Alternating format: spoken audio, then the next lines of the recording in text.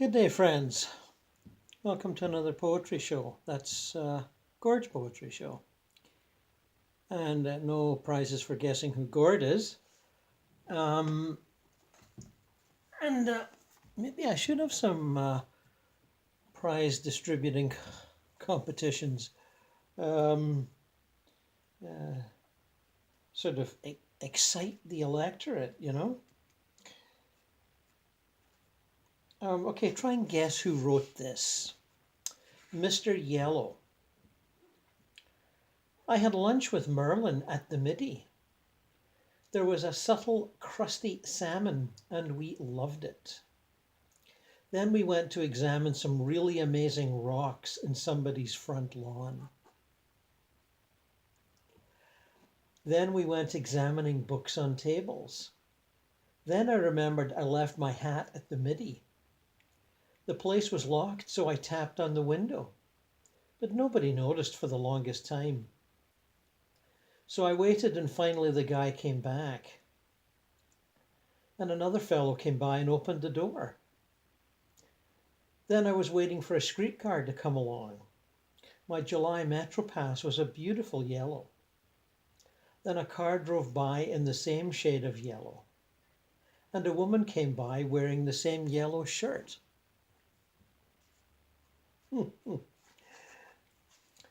Well, David W. McFadden may be struggling with his diminishing memory and language resulting from the onset of logopenic aphasia. But he hasn't lost his sense of humor or his acute perceptions of the world around him.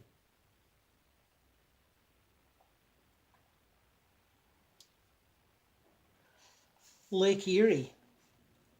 They took me to an island on Lake Erie.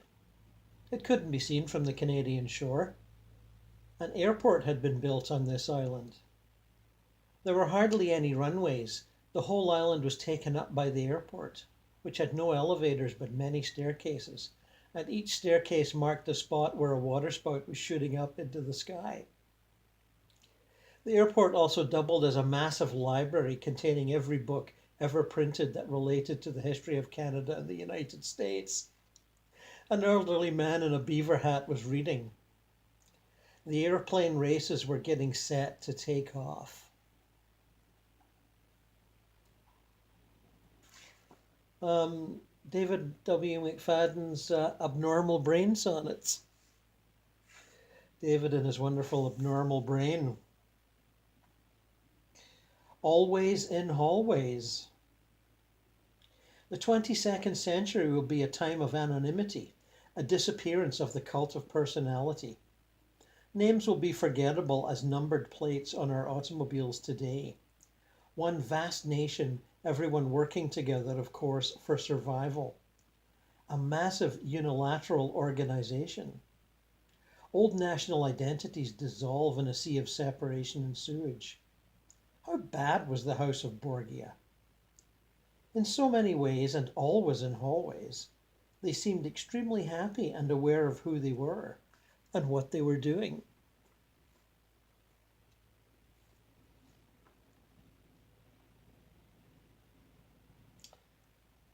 Meta-language. It's something that's about something, such as meta-language is language about language. In other words, it's 1 degree removed. So metaphysics is a discussion beyond physics. If physics is an explanation of reality, metaphysics takes that analysis one step further than physics can go. If something is a meta-analysis, it would be an analysis of the analytic process. A plane flew over the Langley airport and bombed it with eggs from a height of 300 meters. Some of the eggs sported parachutes or hung from balloons.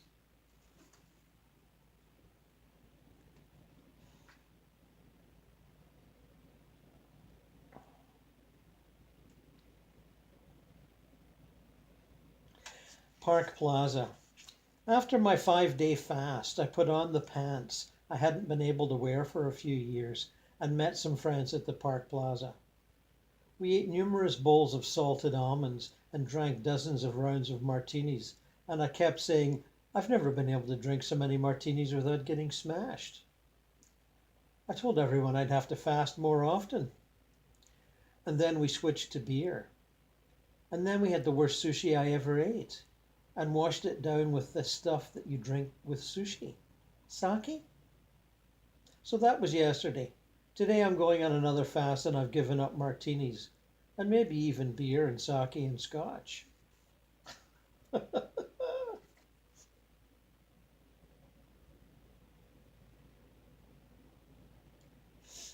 Two strange things she did.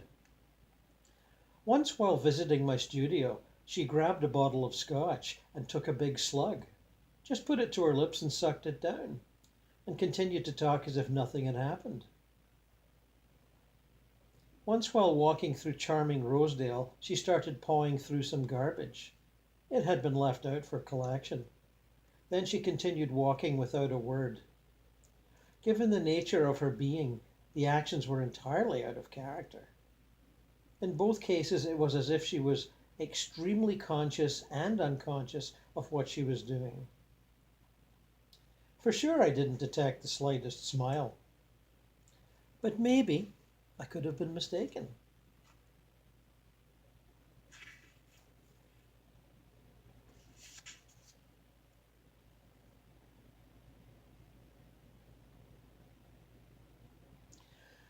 Lost sonnets.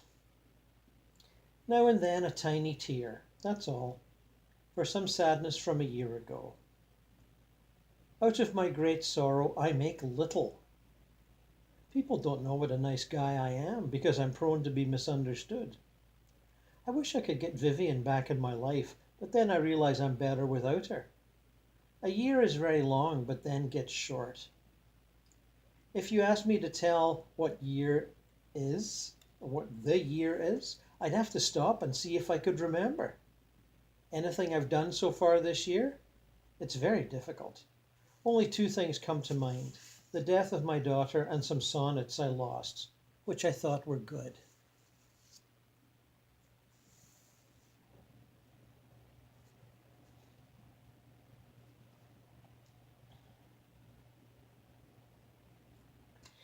Getting nicer every day. Things I used to know are no longer known, at least not by me or my numerous friends. I used to know, but now I do not know. Things I never knew before going back to when I was a baby boy in a bonnet, I've come just recently to know. How odd. I said my friends are in the same position, but who knows what's going on in their minds? I'm every bit as nice as my nicest friends, but they sometimes get tired of being nice, while I keep getting nicer every day. Many long years ago I was never nice, but now there's no one I know nicer than me. Yet most things, I don't know them anymore.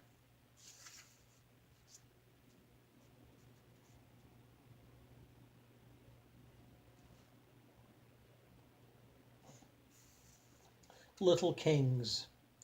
Out of the ambient semi-silence comes, without the slightest warning, a cry of joy and perfect erotic pleasure and fulfillment. It was always the Frenchman in the white cap who for months was the only one to visit. But now he's gone, and now there is another, and this one's quiet at any time of night, or even day unless he's working shifts. But he makes her laugh. She laughs a lot. I'd do the same if I were in his shoes. Don't you love to see your neighbors happy? Of course you do. Don't we all? Especially if they're happy just the way they are. For shouldn't we all be happy as little kings? Well, at least some of the time, anyway. David McFadden, Abnormal Brain Sonnets, which I believe is his latest book, 2015. Yeah, I would think so. More power to you, David. And I needn't tell you guys, he's a long-time favorite on Poetry Show. Now, someone who's been absent from Poetry Show is Canadian poet and editor Gregory Betts. And we're going to remedy that for reading from his 2010 book, Psychic Geographies and Other Topics. This section here is called The Election of Elocution. And in every section, he starts with an epigram from Cicero. Interesting bit of classicism there. Our life is over, we have had our day. It is not any fault of ours that has ruined us, but our virtue. I have made no false step, except in not losing my life when I lost my honour. But since our children preferred my living, let us bear everything else, however intolerable. And yet I, who encourage you, cannot encourage myself.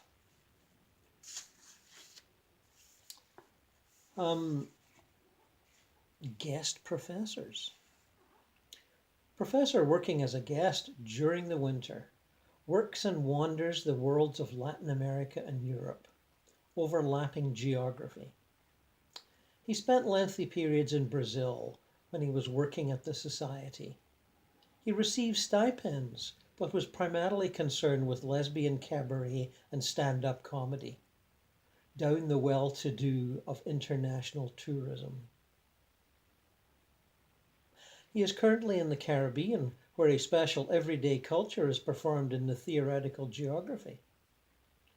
In the summer, he perfects his theory of inarticulation, has now turned to travel and criticism of Wisconsin and the Australian example. He imagines working on disgust. Afterwards, he reads the mirrors at Frankfurter Hof, waiting with morning trains. Walcott's on Culture. Derek Walcott, who passed just the other day. This does seem like a poem for Derek Walcott. Walcott's on Culture. Walcott wrote the newspaper and approximately 500 articles. Walcott enlivens the process. Walcott founded the theatre and one of the oldest theatre companies. Walcott presents the building and smiles at the silent girl. Walcott observes the Indian. He critiques, interviews, reports, comments, puts on local productions in the international context. Walcott's a palpable work. He dances the origins of carnival and calypso. Walcott delineates creolization and lends parameters to time. Walcott functions as a process. Walcott fills a significant gap in Walcott scholarship. Walcott completes what we have so far known about Walcott's intellectual development. We envision 2 volumes.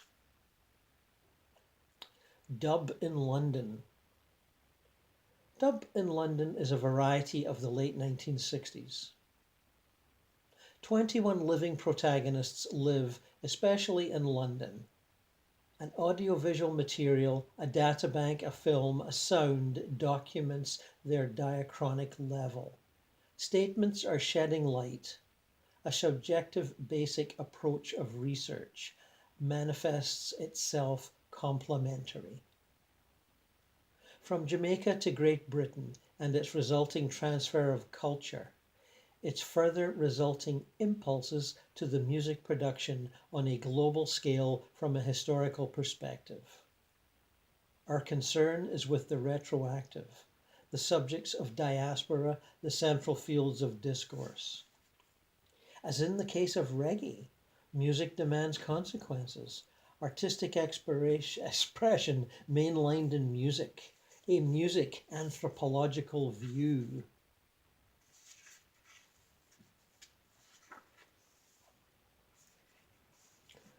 And later, from another section called Pronounce Commence, with yet another epigram from Cicero, which reads, "It is possible that a man may think well and yet not be able to express his thoughts elegantly. But for anyone to publish thoughts which he can neither arrange skilfully nor illustrate so as to entertain his reader is an unpardonable abuse of letters and retirement. They, therefore, read their books to one another, and no one ever takes them up but those who wish to have the same license for careless writing allowed to themselves. Well, how contemporarily relevant is that? Anyway, the poem by Gregory, Special Attention. With hand on anguished forehead, he says, the superior goal is the life realization of an awkward sentence. There a police officer, ghastly pale, answers, wrought today. People use multi-ethnicity to understand, summarizing and territorialized, mark us with explanation. Words on autumn leaves. Identity means welcome into a shared question. A petal's collapse, a flower's falter, an eye outsteps advancing time. Take refuge in your roots, hand beneath your generous skin. Your displaced, deterritorialized space of action in migrant fields, dust old sorrows in ancient anguish.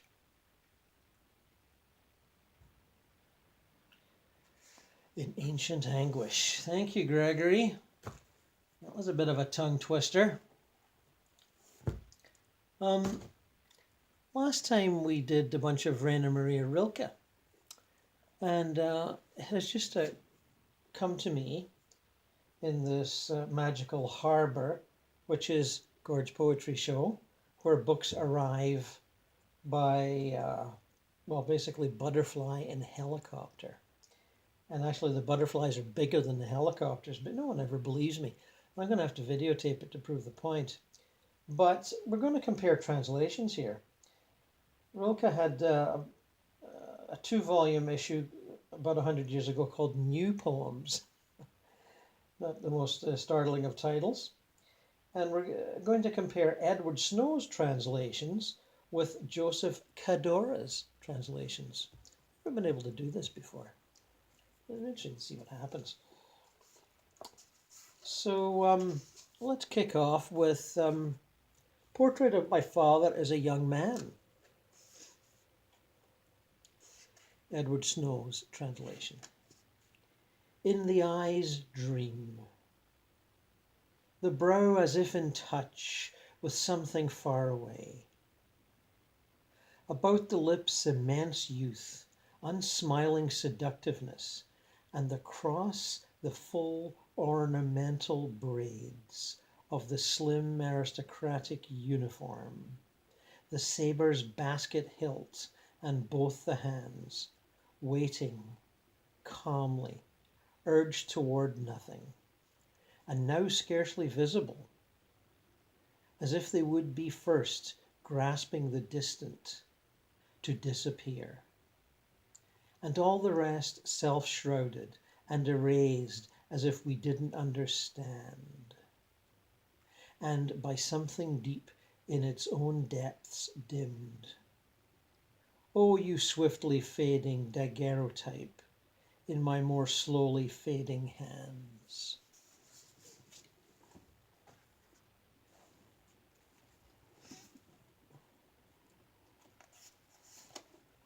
Now, Joseph Cadora, same poem. Portrait of My Father as a Youth. In the eyes, dream. The brow seems to ruminate on something distant. Tremendous youth about the mouth, though in a dour, seductive state. And across the fully decorated plate, filling the slim, noble uniform out. The basket hilt sword and both hands resting, as if compelled toward nothing, composed. And now barely visible, as if grasping at distance in order not to be found. and all else here seems self-imposed, wiped away so we cannot understand, and clouded deep in its own sounding. You daguerreotype rapidly fading within my more slowly fading hand.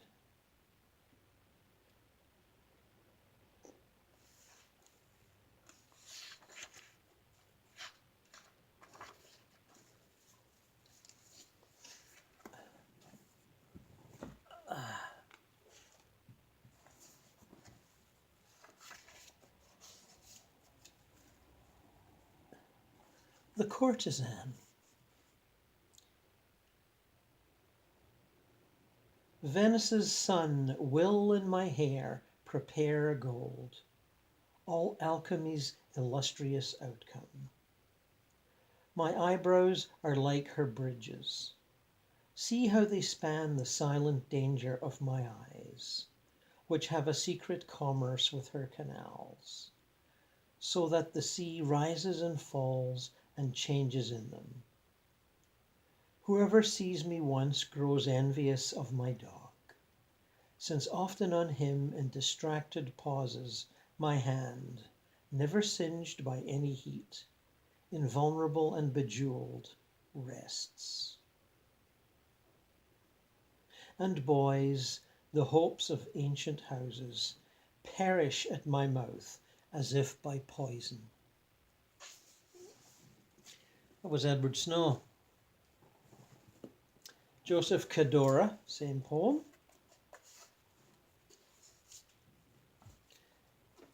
The Courtesan.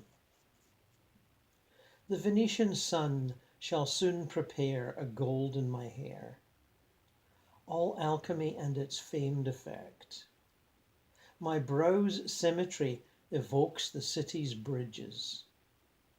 You can see how it leads to the eye's silent danger, to their secret commerce with canals, until it seems the sea rises and falls and changes in them. And he who recalls me even once envies my little hound, since often in distracted pauses my hand rests on him, a hand never burned by desire, relaxing there, bejeweled and secure. And boys in whom the hopes of great houses stand die at my kiss as by a poison compound. Little note by Cadora here. This courtesan's more Apollonian sister can be found in the second volume of the new poems in the piece The Lute. That poem mentions Tullia d'Aragona, a 16th century courtesan and musician, and displays the more worthy side of the profession. The irony here is that Rilke himself was a kind of courtesan, often sustained by women of great houses, who supported the poet by offering him refuge. And it is interesting to note that this is one of the few poems in this volume voiced entirely in the first person singular, aside from the sapphic poems and several of the love poems. Interesting that he would choose to say that, isn't it? The Stairs of the Orangery. Like kings who at last seem almost to stride, without purpose, appearing time and again to the courtiers bowing on either side, in the loneliness that royal robes contain. Alone between the balustrades of this place, which have bowed since they were constructed there, the stairs ascend, slowly and by God's grace, and upward to heaven and leading nowhere, as if they ordered those attendants to not be presumptuous, to remain, or to follow behind at some distance. Never might even one bear the heavy train.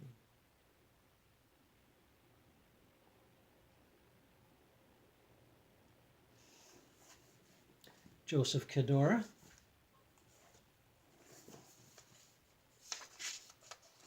Edward Snow. The stairs of the orangery at Versailles. Like kings who near the end still stride almost without purpose, only to show themselves from time to time in their mantled solitude before the bowing faithful on either side. Those stairs alone between balustrades that have been bowing from the very first, ascend, slowly and by the grace of God, and straight toward heaven and leading nowhere, as if they had ordered all retinue to stay behind, so that they don't dare follow at a distance, not even one in the back to bear the heavy train. Well, I think I slightly prefer Edward Snow. What about you?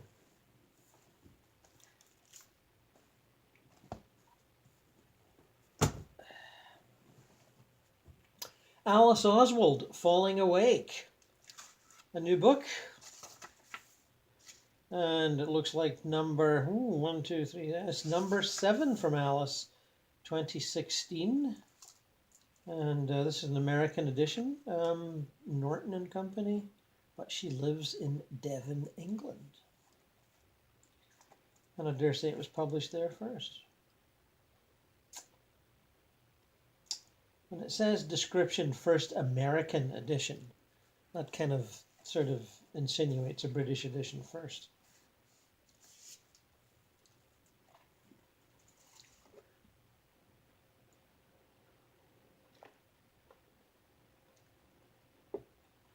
Looking down. Clouds.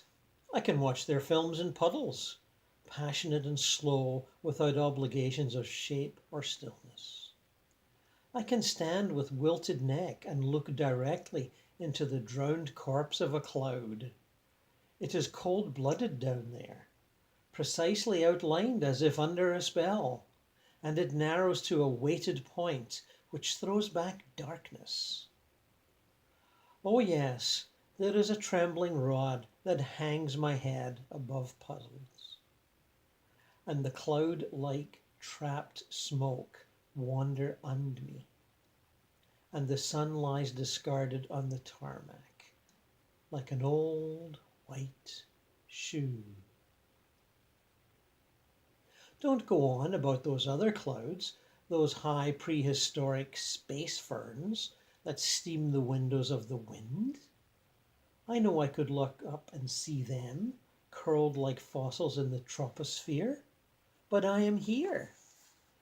I have been leaning here a long time, hunched under the bone lintel of my stair, with the whole sky dropped and rippling through my eye, and now a crow on a glass lens slides through the earth.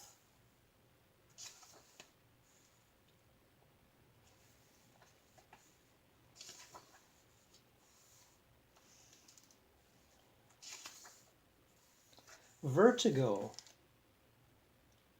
May I shuffle forward and tell you the 2-minute life of rain?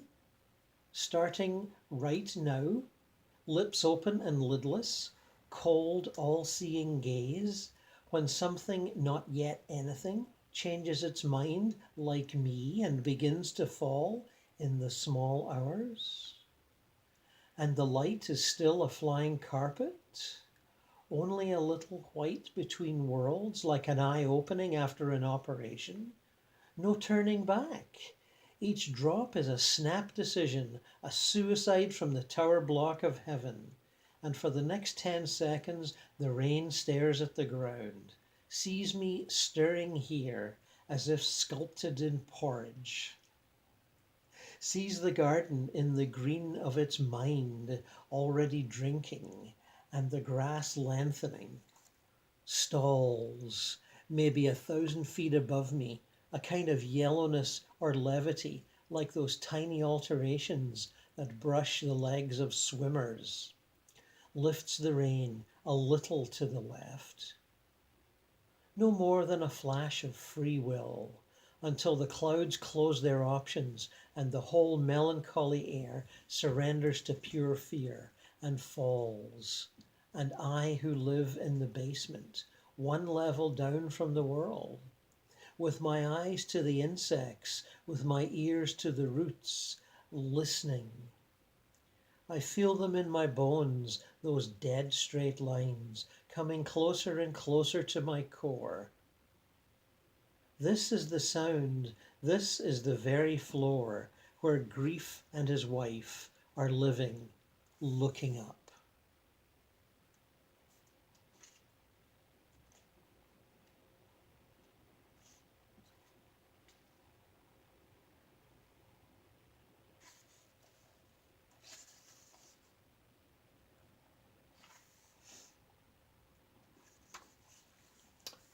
Shadow.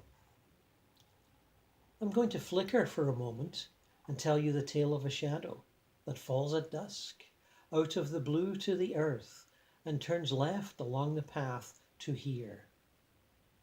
Groggily under its blackout, being dragged along crippled over things as if broken winged. Not yet continuous, no more than a shiver of something, with the flesh parachute of a human opening above it, but lengthening a little as it descends through the rings of 1 hour into the next, with the rooks flying upwards, snipping at the clouds, until at last, out of that opening, here it lies, my own impersonal pronoun, crumpled under me like a dead body. It is faint. It has been falling for a long time. Look when I walk. It's like a pair of scissors thrown at me by the sun, so that now, as if my skin were not quite tucked in, I am cold, cold, trying to slide myself out of my own shade, but hour by hour more shade leaks out.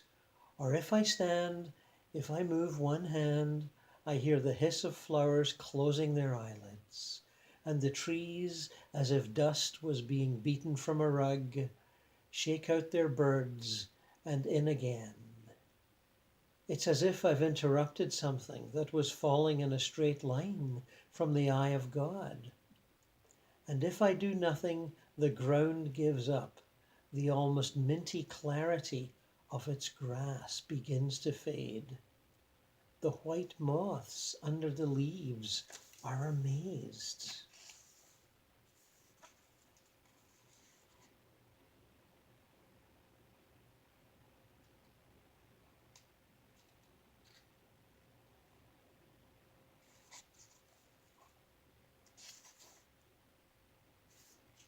Cold streak. I noticed a cold streak. I noticed it in the sun. All that dazzling stubbornness of keeping to its clock. I noticed the fatigue of flowers weighed down by the light. I noticed the lark has a needle pulled through its throat. Why don't they put down their instruments? I notice they never pause. I notice the dark sediment of their singing covers the moors like soot blown under a doorway. Almost everything here has cold hands. I notice the wind wears surgical gloves. I notice the keen pale colors of the rain like a surgeon's assistant. Why don't they lift their weight and see what's flattened underneath it? I notice the thin, meticulous grass thrives in this place.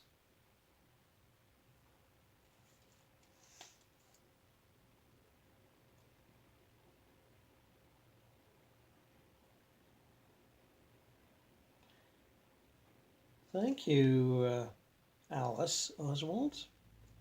Lovely stuff there. As the Independent said, Oswald's radiant poetry of remembrance will not be readily forgotten.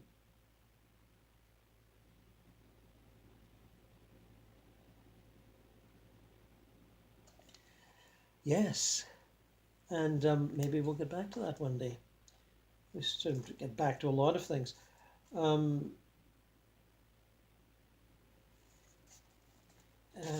that's because I'm forgetful and careless, basically. But before we finish, here's another one, Sunday Ballad. I just noticed this one. It's quite lovely. A questioner called Light appeared, with probe and beam, began to search the room where two lay twined in bed, whose intellect surpassing theirs with no regard for things half dressed, accused them of old age. As weak as eggs they woke. They thought their bodies gleaming in the window square felt less like age than air. Oh, no, not quite, in blue pedantic light. Two doors away, two trees made less of leaves than sound, as if to prove them wrong, described the wind, and as they dressed, the dust flew white and silent about the house.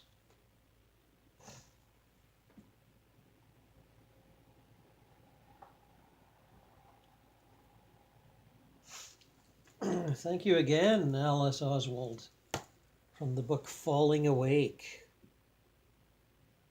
Nice inversion there.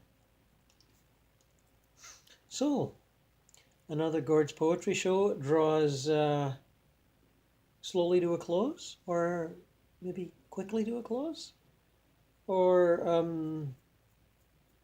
don't know, just draws to a temporary resolution, perhaps.